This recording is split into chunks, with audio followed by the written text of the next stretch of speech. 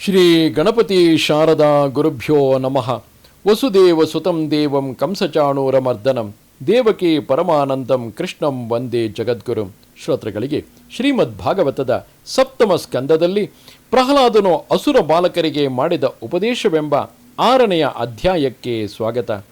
ನಾರದ ಮಹರ್ಷಿಗಳು ಹೇಳುತ್ತಿದ್ದಾರೆ, ಯುಧಿಷ್ಠಿರ, ಪ್ರಹ್ಲಾದನು ದೈತ್ಯ ಬಾಲಕರಿಗೆ ಹೀಗೆ ಉಪದೇಶಿಸಿದನು. ಕೌಮಾರ ಆಚರೇತ್ ಪ್ರಾಜ್ಞೋ ಧರ್ಮಾನ್ ಭಾಗವತಾನಿಹ ದುರ್ಲಭಂ ಮಾನುಷಂ ಜನ್ಮ ತದಪ್ಯಧ್ರುವಮರ್ಥದಂ. ಗೆಳೆಯರೇ, ಈ ಪ್ರಪಂಚದಲ್ಲಿ ಮನುಷ್ಯ ಜನ್ಮವು ಅತ್ಯಂತ ದುರ್ಲಭವಾದುದು. ಅವಿನಾಶಿಯಾಗಿರುವ ಪರಮಾತ್ಮನನ್ನು ಹೊಂದಲು ಇದರಿಂದಲೇ ಸಾಧ್ಯವಾಗುವುದು. ಇದು ಯಾವಾಗ ನಾಶವಾಗಿ ಬಿಡುವುದೋ ಹೇಳುವುದಕ್ಕೆ ಆಗುವುದಿಲ್ಲ. ಆದುದರಿಂದ ವಿವೇಕಿಯಾದವನು ಮುಪ್ಪಿನವರೆಗೂ ಪ್ರಾಯದವರೆಗೂ ಕಾಯದೆ ಶ್ರೀ ಭಗವಂತನನ್ನು ದೊರಕಿಸುವ ಭಾಗವತ ಧರ್ಮಗಳನ್ನು ಬಾಲ್ಯದಲ್ಲಿಯೇ ಅನುಷ್ಠಾನ ಮಾಡಬೇಕು. ಈ ಮನುಷ್ಯ ಜನ್ಮದಲ್ಲಿ ಭಗವಂತನಾದ ಶ್ರೀ ಮಹಾವಿಷ್ಣುವಿನ ಚರಣಗಳ ಬಳಿಗೆ ಸಾರುವುದರಿಂದಲೇ, ಅವನ ಪಾದಾರವಿಂದಗಳನ್ನು ಶರಣು ಹೊಂದುವುದರಿಂದಲೇ ಜೀವನಕ್ಕೆ ಸಫಲತೆ. ಅದೇ ಪರಮ ಪುರುಷಾರ್ಥವು. ಏಕೆಂದರೆ ಸಮಸ್ತ ಪ್ರಾಣಿಗಳಿಗೂ ಸ್ವಾಮಿಯೂ ಸ್ನೇಹಿತನೂ ಪ್ರಿಯತಮನೂ ಮತ್ತು ಆತ್ಮವೋ ಆ ಶ್ರೀ ಭಗವಂತನೇ ಆಗಿದ್ದಾನೆ. ಜೀವನು ಯಾವುದೇ ಯೋನಿಯಲ್ಲಿದ್ದರೂ ಆತನಿಗೆ ಪ್ರಾರಬ್ಧ ಕರ್ಮಗಳಿಗೆ ಅನುಸಾರವಾಗಿ ದುಃಖವು ಯಾವುದೇ ಪ್ರಯತ್ನವಿಲ್ಲದೆ ಇದ್ದರೂ ತಾನಾಗಿಯೇ ಬರುವುದು. ನಿವಾರಿಸಿದರೂ ಹೋಗದೆ ಬಂದೇ ಬರುವುದು. ಇಂದ್ರಿಯಗಳಿಂದ ಭೋಗಿಸಲ್ಪಡುವ ಸುಖದ ವಿಷಯವು ಹೀಗೆಯೇ. ಅದು ಪ್ರಯತ್ನ ಮಾಡದೇ ಇದ್ದರೂ ಪ್ರಾರಬ್ಧ ಕರ್ಮಕ್ಕೆ ತಕ್ಕಂತೆ ಬಂದೇ ಬರುವುದು. ಅದನ್ನು ತಪ್ಪಿಸಿಕೊಳ್ಳಲು ಸಾಧ್ಯವಾಗುವುದಿಲ್ಲ. ಹೀಗೆ ಸಾಂಸಾರಿಕ ಸುಖವು ಪ್ರಯತ್ನವಿಲ್ಲದಿದ್ದರೂ ತಾನಾಗಿಯೇ ಬರುವುದರಿಂದ ಅದನ್ನು ಪಡೆಯುವುದಕ್ಕಾಗಿ ವಿಶೇಷ ಪ್ರಯತ್ನವನ್ನು ಮಾಡಬೇಕಾಗಿಲ್ಲ, ಪರಿಶ್ರಮ ಪಡಬೇಕಾಗಿಲ್ಲ. ಅದಕ್ಕಾಗಿ ಪ್ರಯಾಸವನ್ನು ಮಾಡಿದರೆ ಆಯಸ್ಸು ಮತ್ತು ಶಕ್ತಿಗಳನ್ನು ಪೋಲು ಮಾಡಿದಂತಾಗುವುದು. ಅದರಲ್ಲಿ ಆಸಕ್ತರಾದವರಿಗೆ ಶ್ರೀ ಭಗವಂತನ ಅಡಿದಾವರೆಗಳೆಂಬ ಪರಮ ಕಲ್ಯಾಣವು ದೊರೆಯುವುದಿಲ್ಲ. ಆದುದರಿಂದ ಹುಟ್ಟು ಸಾವುಗಳು ಮುಂತಾದ ಕ್ಲೇಶಗಳಿಗೆ ಭಯಪಡುವ ಬುದ್ಧಿಶಾಲಿಯು ತನ್ನ ಶರೀರವು ರೋಗಾದಿಗಳಿಗೆ ವಶವಾಗಿ ಮೃತ್ಯುವಿನ ದವಡೆಯನ್ನು ಪ್ರವೇಶಿಸುವುದಕ್ಕೆ ಮೊದಲೇ, ಅಂದರೆ ದೇಹದಲ್ಲಿ ಆರೋಗ್ಯ ಮತ್ತು ಶಕ್ತಿಗಳು ಇರುವಾಗಲೇ ಮೋಕ್ಷ ರೂಪವಾದ ಕ್ಷೇಮವನ್ನು ಪಡೆಯಲು ಪ್ರಯತ್ನ ಮಾಡಬೇಕು. ಪುಂಸೋ ವರ್ಷಶತಂ ಹಯಾಯುರ್ ಅದರ್ಧಂ ಚಾಜಿತಾತ್ಮನಃ ನಿಷ್ಫಲಂ ಯದಸೋ ರಾತ್ರ್ಯಾಂ ಶೇತೇಂಧಂ ಪ್ರಾಪಿತಸ್ತಮ. ಮುಗ್ಧಸ್ಯ ಬಾಲ್ಯೆ ಕೌಮಾರೆ ಕ್ರೀಡತೋ ಯಾತಿ ವಿಂಶತಿಃ ಜರಯ ಗ್ರಸ್ತದೇಹಸ್ಯ ಯಾತ್ಯಕಲ್ಪಸ್ಯ ವಿಂಶತಿಃ. ದುರಾಪೂರೇಣ ಕಾಮೇನ ಮೋಹೇನ ಚ ಬಲೀಯಸ ಶೇಷಂ ಗೃಹೇಶು ಸಕ್ತಸ್ಯ ಪ್ರಮತ್ತಸ್ಯಾಪಯಾತಿ. ಮನುಷ್ಯನ ಪೂರ್ಣವಾದ ಆಯಸ್ಸು 100 ವರ್ಷಗಳು. ಇಂದ್ರಿಯಗಳನ್ನು ವಶದಲ್ಲಿ ಇಟ್ಟುಕೊಳ್ಳದೆ ಇರುವವರಿಗೆ ಆ ಆಯಸ್ಸಿನಲ್ಲಿ ಅರ್ಧ ಭಾಗವು ಹಾಗೆಯೇ ವ್ಯರ್ಥವಾಗಿಯೇ ಕಳೆದು ಹೋಗುವುದು. ಏಕೆಂದರೆ ಅವರು ರಾತ್ರಿಯಲ್ಲಿ ಘೋರವಾದ ತಮೋಗುಣವೆಂಬ ಅಜ್ಞಾನದಿಂದ ಕಬಳಿಸಲ್ಪಟ್ಟು ನಿದ್ರೆ ಮಾಡುತ್ತಿರುವರು. ಮೂರ್ಖರಿಗೆ ಅತಿ ಬಾಲ್ಯದಲ್ಲಿ ಯಾವುದು ಹಿತ ಯಾವುದು ಅಹಿತ ಎಂಬ ಅರಿವೇ ಇರುವುದಿಲ್ಲ. ಸ್ವಲ್ಪ ವಯಸ್ಸಾಗಿ ಕೌಮಾರವೆಂಬ ಅವಸ್ಥೆ ಬಂದಾಗ ಆಟ ಪಾಠ ಕುಣಿದಾಟಗಳಲ್ಲಿ ಅವರು ಆಸಕ್ತರಾಗುತ್ತಾರೆ. ಈ ರೀತಿಯಲ್ಲಿ 20 ವರ್ಷಗಳು ಗಮನಕ್ಕೆ ಬಾರದೆಯೇ ಕಳೆದು ಹೋಗುತ್ತವೆ. ಕಡೆಯ 20 ವರ್ಷಗಳಲ್ಲಿ ಮುಪ್ಪು ದೇಹವನ್ನು ಆಕ್ರಮಿಸಿ ಬಿಡುವುದರಿಂದ ಆಗ ಯಾವುದನ್ನು ಮಾಡುವುದಕ್ಕೂ ಶಕ್ತಿ ಇರುವುದಿಲ್ಲ. ಇನ್ನು ಉಳಿದಿರುವುದು 10 ವರ್ಷಗಳ ಸಮಯದ ಆಯಸ್ಸು.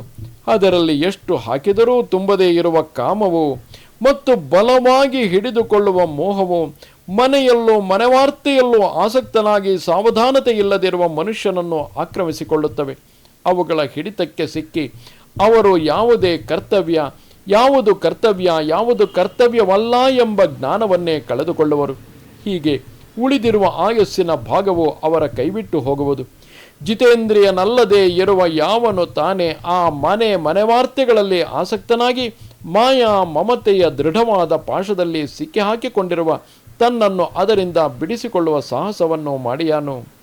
ಕಳ್ಳರು, ಸೇವಕರು ಮತ್ತು ವ್ಯಾಪಾರಿಗಳು ತಮಗೆ ಅತ್ಯಂತ ಪ್ರಿಯತಮವಾಗಿರುವ ಪ್ರಾಣವನ್ನಾದರೂ ಪಣವನ್ನಾಗಿಟ್ಟು ಹಣವನ್ನು ಕೂಡಿ ಹಾಕುತ್ತಾರೆ. ಅವರಿಗೆ ಅದು ಪ್ರಾಣಕ್ಕಿಂತಲೂ ಹೆಚ್ಚು ಪ್ರಿಯವಾಗಿರುವುದು. ಇಂತಹ ಹಣದ ಮೇಲಿನ ದುರಾಶೆಯನ್ನು ಯಾವನು ತಾನೇ ಬಿಡಬಲ್ಲನು? ಯಾವನು ತನ್ನ ಪ್ರಿಯಳಾದ ಮಡದಿಯ ಏಕಾಂತ ಸಹವಾಸ, ಆಕೆಯ ಪ್ರೇಮ ತುಂಬಿರುವ ಮಾತುಗಳು ಮತ್ತು ಸವಿಯಾದ ಸಲಹೆಗಳು ಇವುಗಳಿಗೆ ತನ್ನನ್ನು ಕೊಟ್ಟುಕೊಂಡು ಬಂಧು ಮಿತ್ರರ ಸ್ನೇಹ ಪಾಶದಲ್ಲಿ ಕಟ್ಟು ಬೀಳುವನೋ ಮತ್ತು ಎಳೆಯ ಮಕ್ಕಳ ತೊದಲು ನುಡಿಗಳಲ್ಲಿ ಲೋಭ ಹೊಂದಿರುವನೋ ಆತನು ಅವುಗಳನ್ನು ಹೇಗೆ ತಾನೇ ಬಿಡಬಲ್ಲನು?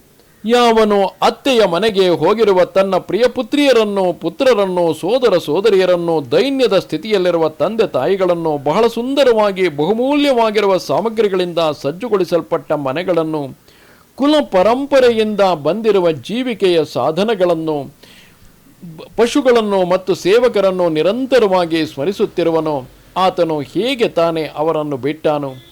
ಯಾವನು ಜನನೇಂದ್ರಿಯ ಮತ್ತು ರಸನೇಂದ್ರಿಯಗಳ ಸುಖಗಳನ್ನೇ ಸರ್ವಸ್ವವೆಂದು ಭಾವಿಸುತ್ತಾನೆಯೋ, ಯಾವನ ಭೋಗ ವಾಸನೆಗಳು ಪೂರ್ಣವಾಗಿ ತೃಪ್ತಿ ಹೊಂದಿಲ್ಲವೋ, ಯಾವನು ಲೋಭಕ್ಕೆ ಒಳಗಾಗಿ ಕರ್ಮದ ಮೇಲೆ ಕರ್ಮಗಳನ್ನು ಆಚರಿಸುತ್ತಾ ರೇಷ್ಮೆಯ ಹುಳುವಿನಂತೆ ತನ್ನನ್ನು ಇನ್ನೂ ಬಿಗಿಯಾದ ಬಂಧನದಲ್ಲಿ ಕಟ್ಟಿಹಾಕಿಕೊಳ್ಳುತ್ತಿರುತ್ತಾನೆಯೋ ಮತ್ತು ಇಲ್ಲದ ಮೋಹವನ್ನು ಹೊಂದಿರುತ್ತಾನೆಯೋ ಆತನು ಹೇಗೆ ತಾನೇ ವಿರಕ್ತನಾಗಿ ಅವುಗಳನ್ನೆಲ್ಲ ತ್ಯಜಿಸಬಲ್ಲನು?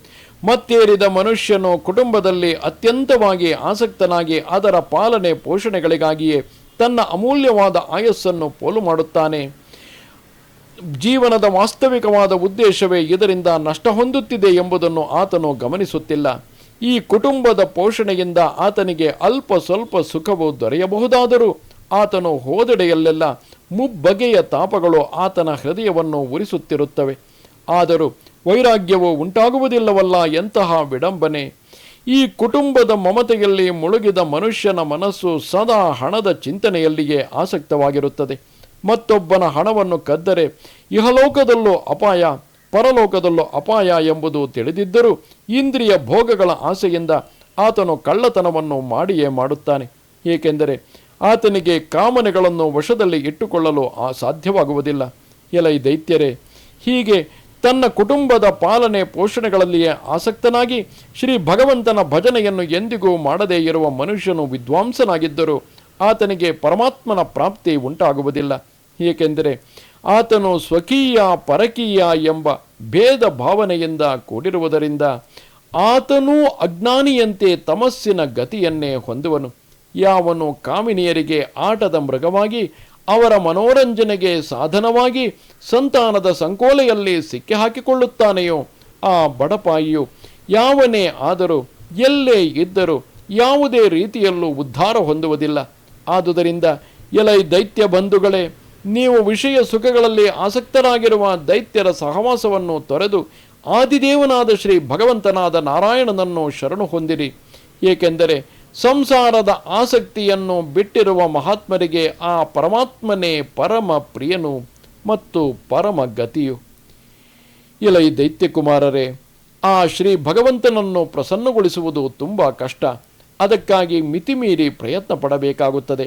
ಆತನು ಯಾವನೋ ತಿಳಿಯದು, ಎಲ್ಲಿದ್ದಾನೋ ತಿಳಿಯದು, ಆತನನ್ನು ಹೇಗೆ ಸಾಧಿಸಬೇಕೋ ತಿಳಿಯದು ಎಂದು ಚಿಂತಿಸಬೇಡಿ. ಏಕೆಂದರೆ ಆತನು ಎಲ್ಲ ಪ್ರಾಣಿಗಳ ಒಳಗಿರುವ ಆತ್ಮವೇ ಆಗಿದ್ದಾನೆ, ಎಲ್ಲೆಲ್ಲಿಯೂ ಇದ್ದಾನೆ ಮತ್ತು ಸ್ವಯಂ ಸಿದ್ಧನಾಗಿದ್ದಾನೆ. ಬ್ರಹ್ಮದೇವರಿಂದ ಹಿಡಿದು ಹುಲ್ಲು ಕಡ್ಡಿಯವರೆಗಿನ ಎಲ್ಲ ಸಣ್ಣ ದೊಡ್ಡ ಪ್ರಾಣಿಗಳಲ್ಲಿಯೂ, ಪಂಚಭೂತಗಳಿಂದ ಆಗಿರುವ ಎಲ್ಲ ವಸ್ತುಗಳಲ್ಲಿಯೂ, ಪಂಚಭೂತಗಳಲ್ಲಿಯೂ, ಸೂಕ್ಷ್ಮವಾಗಿರುವ ಪಂಚ ತನ್ಮಾತ್ರೆಗಳಲ್ಲಿಯೂ, ಮಹತ್ತತ್ವದಲ್ಲಿಯೂ, ತ್ರಿಗುಣಗಳಲ್ಲಿಯೂ, ಆ ಗುಣಗಳ ಸಾಮ್ಯಾವಸ್ಥೆಯಾಗಿರುವ ಪ್ರಕೃತಿಯಲ್ಲಿಯೂ ಅವಿನಾಶಿಯಾದ ಆ ಒಬ್ಬನೇ ಶ್ರೀ ಭಗವಂತನು ಪರಮಸ್ವಾಮಿಯಾಗಿ ಪರಮಾತ್ಮನಾಗಿ ಬೆಳಗುತ್ತಿದ್ದಾನೆ. ಪ್ರತ್ಯಗಾತ್ಮಸ್ವರೂಪೇಣ ದೃಶ್ಯರೂಪೇಣ ಚ ಸ್ವಯಂ ವ್ಯಾಪ್ಯ ವ್ಯಾಪಕ ನಿರ್ದೇಶ್ಯೋ ಹೇ ನಿರ್ದೇಶ್ಯೋ ವಿಕಲ್ಪಿತಃ. ಆತನು ತಾನೇ ಸರ್ವಾಂತರ್ಯಾಮಿಯಾಗಿ ಎಲ್ಲವನ್ನೂ ನೀಡುತ್ತಿರುವ ಪ್ರತ್ಯಗಾತ್ಮ ಸ್ವರೂಪನೂ ಆಗಿದ್ದಾನೆ. ದೃಶ್ಯ ರೂಪದಲ್ಲಿ ಇರುವವನು ಆತನೇ. ಅನಿರ್ವಚನೀಯವಾಗಿ ವಚನೀಯನಾಗಿ ಯಾವ ವಿಕಲ್ಪವೂ ಇಲ್ಲದವನಾಗಿದ್ದರೂ ವ್ಯಾಪ್ಯ ವ್ಯಾಪಕ ಎಂಬ ರೂಪಗಳಲ್ಲಿ ಆತನೇ ನಿರ್ದೇಶಿಸಲ್ಪಡುತ್ತಾನೆ. ಕೇವಲ ಅನುಭವ ಸ್ವರೂಪನೂ ಆನಂದ ಸ್ವರೂಪನೂ ಆ ಪರಮೇಶ್ವರನೊಬ್ಬನೇ ಆಗಿದ್ದಾನೆ. ಗುಣ ಮುಂತಾದ ಸೃಷ್ಟಿಯನ್ನು ಮಾಡುವ ಮಾಯೆಯಿಂದಲೇ ಆತನ ಐಶ್ವರ್ಯವು ಮುಚ್ಚಲ್ಪಟ್ಟಿದೆ. ಅದು ಹೋದೊಡನೆಯೇ ಆತನ ದರ್ಶನವಾಗುವುದು. ಆದುದರಿಂದ ನೀವು ಅಸುರ ಭಾವವನ್ನು ಬಿಟ್ಟು ಎಲ್ಲ ಪ್ರಾಣಿಗಳಲ್ಲಿಯೂ ದಯೆಯನ್ನು ತೋರಿಸಿ ಸ್ನೇಹವನ್ನು ತೋರಿಸಿರಿ. ಹೀಗೆ ಮಾಡಿದರೆ ಶ್ರೀ ಭಗವಂತನು ಪ್ರಸನ್ನನಾಗುವನು.